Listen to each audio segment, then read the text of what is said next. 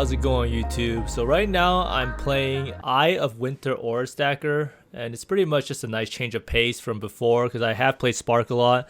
I did see a lot of players playing Eye of Winter as a build in hardcore and in softcore, and I thought that the skill is probably pretty good because they're able to do like some of the good content with it, like Awakener. I saw Uber Dan do it, and it looked not too bad. So of course I thought to myself, why not try it out on an Aura Stacker? And the build surely did not disappoint. As you see here, we're doing a T16 Guardian map. When I try out new builds, I like to do T16 Guardians because they're a pretty good test of like how strong the build is. And you can see here the damage is absolutely crazy because it chains, and I'll go over more about the mechanics of the skill. And this video will probably showcase like the gear and build overview, of course. Then I'm going to go over the mechanics of Eye of Winter. And then I'm going to do a lot of bossing compilations. So pretty much a bossing compilation. This build is able to do 100% Deli, the Feared, Maven, Cortex, Uber Ziri, pretty much everything you can throw at it. And the funny part is this build is probably cheaper than the Spark Aura Stacker because you don't need to run Malevolence. And it's actually pretty good. I'll probably make an actual guide video for this tomorrow in the coming days, where I'll go over in depth like how the skill works or the gear you will need, a budget version, because I do think you can make this build on a much lower budget than the Spark Aura Stacker, purely because it's a cold skill, and cold double multi-jewels are really not that expensive at the moment, but who knows what will happen after I make the video. So let's get straight into the gear and build. The gear and build is completely different this time around. Not really. I'm actually using all of the same gear as before. Now, a lot of people might ask, why are you using Snake Pit, or aren't you using Snake Pit, and why are you using 2 Call of the Brotherhoods? Now, Snake Pit is a ring that almost every single person who plays Eye of Winter uses, but this ring here gives it so that if you put it in the right ring slot, you get +1 chain. But Call of the Brotherhood is just too good of a ring, and that's what we're going to demonstrate now. So why do you use Call of the Brotherhood when it's a cold skill? And a lot of people ask this, and here's the answer. If Blood Aqueducts will ever load. So let's see, what's the tooltip on this skill? Tooltip on this skill is a paltry 76,000. Okay, it's 112k with 112k, right? With RF on. So we smite, and then our damage goes to 506k. 506. It's almost triple or quadruple, right? So that's why, because smite adds a lot of flat damage or flat lightning damage, which gets scaled by aura effectiveness, and it does an insane amount of damage. So that's why smite makes Call of the Brotherhood essential. So that's part of the playstyle. You always want to make sure you have smite down, and then you have the Hydro Spear, but we'll go into more about that later, about the mechanics of Eye of Winter. So that's pretty much why we still use 2 Call of the Brotherhoods. And theoretically, you could swap this ring out and drop Awakened Chain, but the damage lost from not using 2 Call of the Brotherhoods is more than like using Chain in the Link. So because using Chain in the Link also means you get +3 chain rather than only +1 from Snake Pit. So that's why we use 2 Call of the Brotherhoods, and we run Awakened Chain in our 6th link. No, the problem with Awakened Chain is it's a pretty expensive gem. It's like 7.5 exalts. So the helm is pretty much the same, exactly the same. You can use the Alpha Sal, of course. The shield is the same. The boots, you would use like Doriani's Delusion, or you would use this pair. Obviously, you would use Doriani's Delusion earlier on if you were poorer. And the Hands of the High Templar is exactly the same. So all we really did was we switched up the links in the skill. So we're using Inspiration, like before, Awaken Cold Pen, Eye of Winter, Awaken Chain, Increased Crit Strikes, and Anomalous Spell Echo. Now, a lot of people ask about Anomalous Spell Echo versus regular Awaken Spell Echo. But according to POB, Awaken Spell Echo is a 0.1% DPS loss instead of using Anomalous Spell Echo. And that's purely because Awaken Spell Echo has a 20% less damage multiplier, and it also has no cast speed on the quality. So 10% cast speed is pretty big, and that's why Anomalous Spell Echo actually wins out in the end. So let's see what we did for the actual tree, right? So the tree, we pretty much want to swap all of the jewels we have before with multiplier with lightning skills to cold skills. Now I actually have some prod speed on these jewels. Theoretically, prod speed is not the best, but I pretty much just picked it up because prod speed is pretty good for clearing and makes the skill feel a lot better for clearing, and that's all I'm about, is making the clear feel better. And the damage will sort itself out since we're an aura stacker and our damage is already high enough, but I think projectile speed is huge quality of life and it helps out a lot in clear. And even like Uber Dan uses anomalous faster projectiles while mapping, and that's just because it's so good for clear, right? Projectile speed is pretty much clear speed. So we pretty much swapped out a lot of our jewels for these double multi-jewels of prod speed. And then we're only running one RMR jewel, two RMR jewels, and that's it. Every single else is not RMR. And that's purely because we no longer need to run Malevolence Aura, which is a 50% aura. Malevolence doesn't really do anything for the build. It doesn't add any damage. So we're able to run the build a lot simpler because we don't need that much reduced mana reservation in order to play the game. So this allows us to get pretty cheap jewels. All these jewels you see here I bought for 20 chaos. I don't know how expensive they'll be. If you get them without projectile speed, it should be really, really affordable. And you can even get them with energy shield if you want to get more energy shield in your build. So I did drop the Unnatural Instinct because I felt like 4.7k ES was just enough. I didn't need that much, and more damage was always better, especially when it's a skill I didn't know how it would exactly function, because I didn't know how good the skill would be when I first tried to make it. I did see that it was very powerful, but I didn't really know it was going to be this good. So that's why I stacked my multi. So my multi is incredibly high right now, and as I always say, multi is one of the best ways to scale your damage. So my multi is almost 500%, and I pretty much have 100% crit when I'm using my flasks.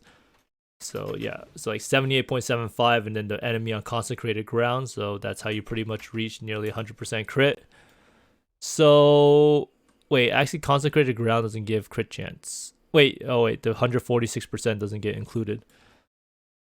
So basically the tree is nearly identical. I literally changed nothing about the tree. And I pretty much just swapped out the jewels to get projectile speed and double multi with cold skills because lightning skills no longer works. Now, the thing about Eye of Winter is it doesn't have a duration tag or AoE tag, so that really limits the ability to get like a +4 shabs. The best you can get is a +2, +1 shabs at the moment. So that's actually one thing.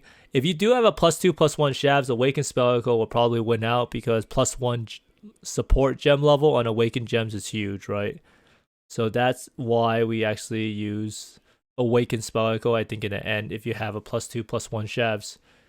So overall, you can see that the build is almost nearly identical, and you don't really need to change that much up about it if you want to try to play this setup. Now, disclaimer is that Spark is probably still better on some of the best maps for Spark, like Tropical Island or really wide open maps, but Eye of Winter definitely will probably beat out Spark on single target in some arenas, and its clear is good enough since it's +3 chains that you will not really miss Spark that much. If you enjoy the skill, I would highly recommend you try it out. If you are tired of Spark and want to try something different, Eye of Winter is it for you. And if you're on a budget, honestly, Eye of Winter is pretty good because you don't need to run Malevolence and you don't need to worry about so many of the RMR jewels. But let's go have a quick discussion about the mechanics of the skill before we go into the bossing compilation, which I'm pretty sure everyone wants to see how this build actually performs against the Feared and Cortex and other bosses.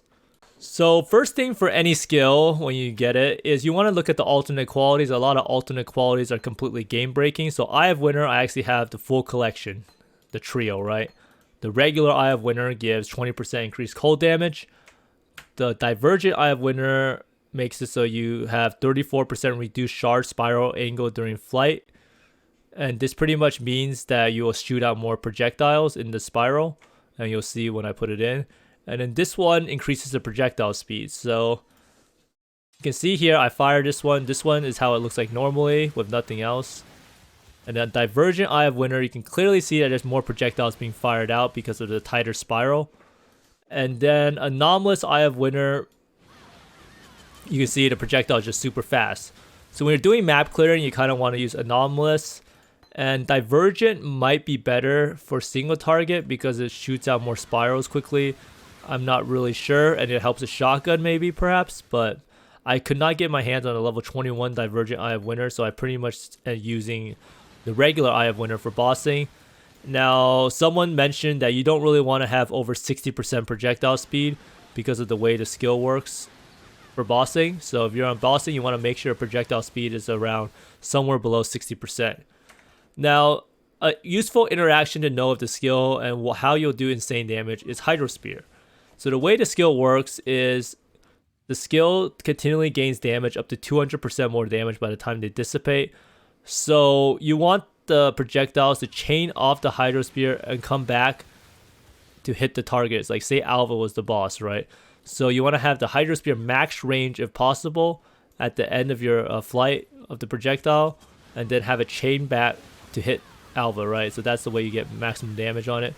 So like if you have it right here, and then you're like right the maximum distance, have the boss in between a Hydro Spear, and then you'll do some insane damage, and you'll definitely see in the boss compilations why the bosses get melted when this insane setup is pulled off.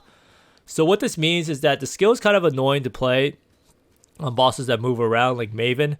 So you want to like smite the boss, put down Hydro Spear, and then start shooting it, and then like readjust as you see fit, and then put down Hydro Spear again if they move. Make sure your smite is not down, and then smite again, and then so on and so forth. So you can see it's a pretty more involved playstyle than someone playing Spark and just standing in the middle and holding one button down.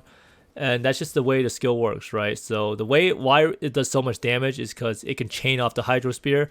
So you want to pass through the boss and then chain off the Hydro Spear for more projectiles that bounces back towards the boss.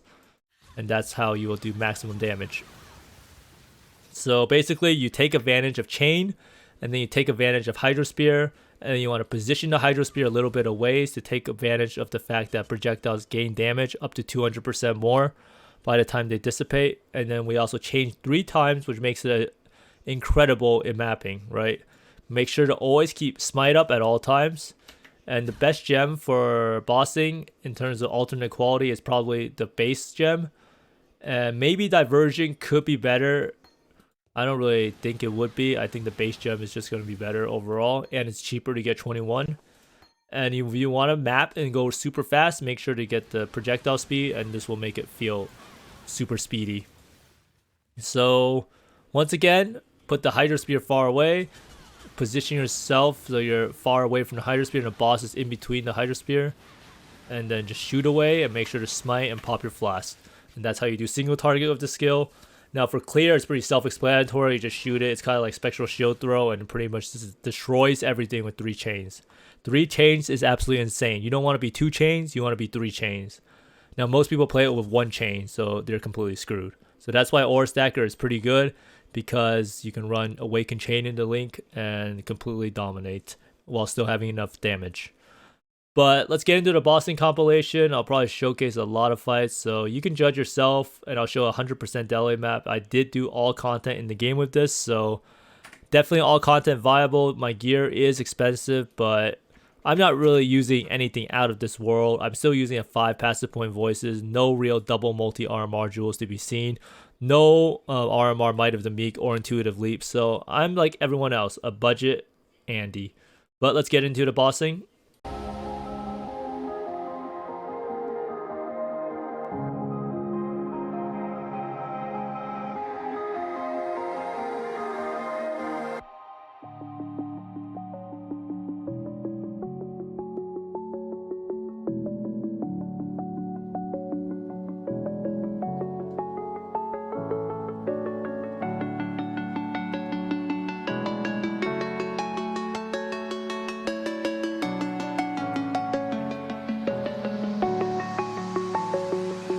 I'm alone, I'm a broken home. I gave you all the bricks that I own and know. I'm letting go, I'm breaking these walls down, breaking these walls down. If you want adventure, then fly to home. But if you wanna travel, then go alone. Yeah, what's the point in us if I never know? Yeah, if you're gonna leave, I'ma let you go.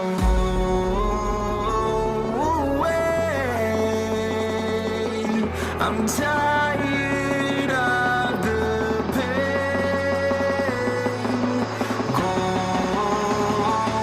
away. I'm tired of yesterday.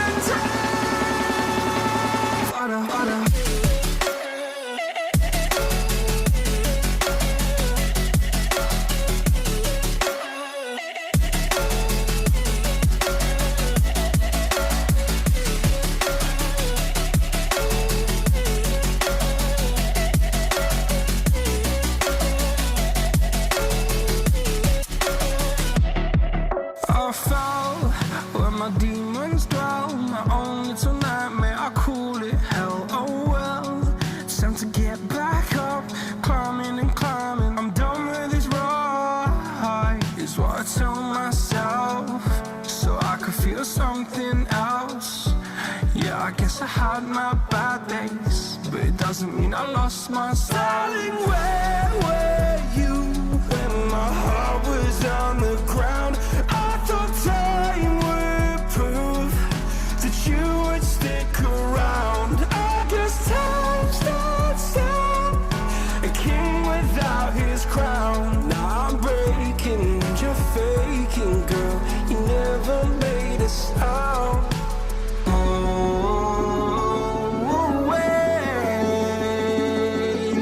I'm tired of the pain.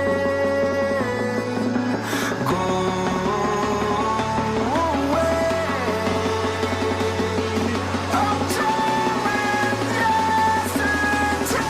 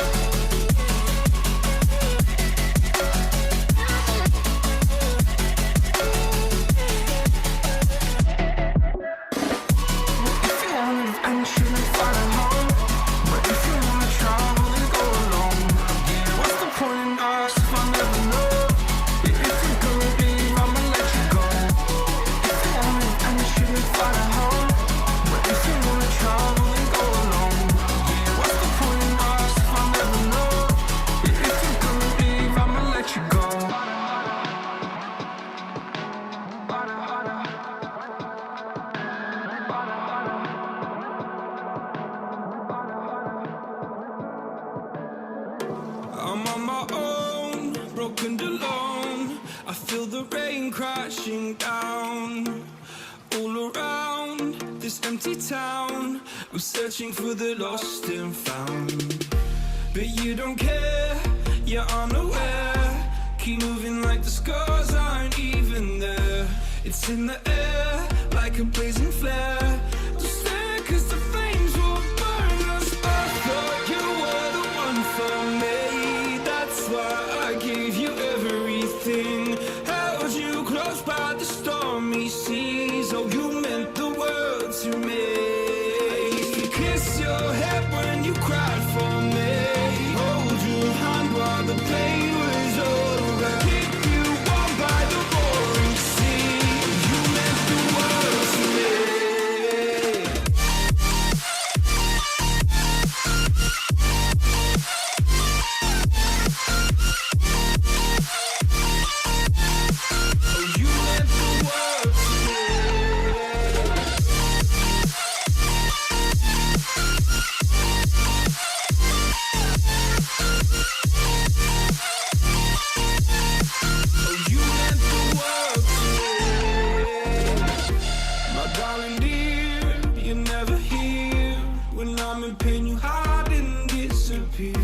Like shadows in the atmosphere, charting the stratosphere. Yeah. I prayed for you and kept you near, in hopes you'd chase away my fears. I'm on my own, you made it so, and now I'm chasing nightmares through. I used to run with you through the great big leaves, laugh at you when you laugh at me. Hope for us because I believe the home was just you and me. I thought you were the one for me, that's why I gave you everything. Held you close by the stormy seas. Oh, you meant the world to me.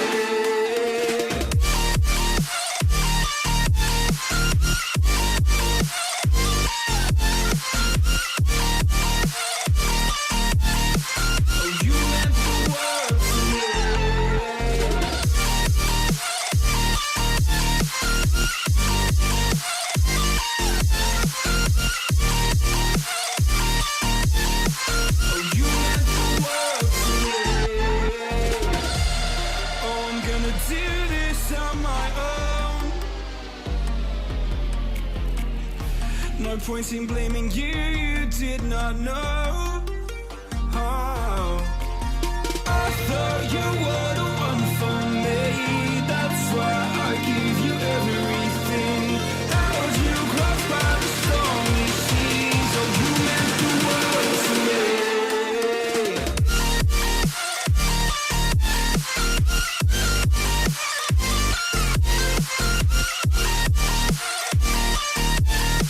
Oh, you meant the world to me.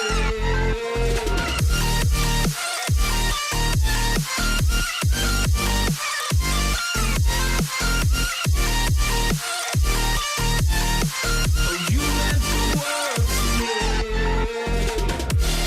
Oh, I'm gonna do this on my own. No point in blaming you, you did not know. Oh. And that's pretty much it for the skill. You can see you can pretty much do all the content. Oh yeah, by the way, you did see in the fear fight I have flame dash, and the death was, and it was pretty much a deathless fear. I miscalculated how far the elder ring was, but please use flame dash. Before I used flame dash, I probably died on the fear like 4 times on one fight because I leap slammed out and I was stuck there and I died. So flame dash, god skill, don't boss without it. And just wanted to wrap up the video real fast. I see a lot of people talking about the current state of PoE, and a lot of people seem to think that this trickle down economy or whatever is going on got ruined because of GGG, but I honestly believe that the downtrend of Trade League is purely because people don't like the skills, they don't like the changes that were made, they don't like the diversity of the meta, and that's pretty much it, right? I don't think like the removal of fractured maps or the removal of deep delve really caused that many people to quit. In the end, it's more they don't agree with the direction the game is going, and obviously some part of it is related to fracture maps being gone and deep delve. Some people obviously quit because of that, but in general, people are playing this league less because they don't agree with the flash changes, they don't agree with the movement speed changes, they don't like how the game is slower, they don't like how their builds got nerfed, so fringe builds are literally unplayable. And I think that's the main thing, and I think that's something that some people miss the point of, is that the game is just not as fun regardless of whether fracture maps were removed. And the game could be less fun because fracture maps got removed, but it's less fun for other reasons, mainly build diversity and movement speed, mobility nerfs, and pretty much flash nerfs. So that's what I think. And the league, Expedition League, is honestly a snooze fest for a lot of people because they don't like to read in maps, and it's really not that rewarding for people in softcore trade. So I think all of those things combined together are what makes the player numbers what you see now. So I do like to check this out every day. So it's at 21k, 45k peak. It does seem that most people who quit the league, or most of the people right now, just keep playing because this peak has been pretty steady at like 45 to 47k. So most of the people playing right now are pretty much still enjoying themselves, or they're masochists like me, but we'll see what happens in a week or two. But if you enjoy the content, be sure to like and subscribe. I will make a more detailed budget guide for the Eye of Winter build. Just wanted to show a proof of concept and some bossing footage for today. But I hope you find more mirrors and exalts than I do, and see you next time. Bye.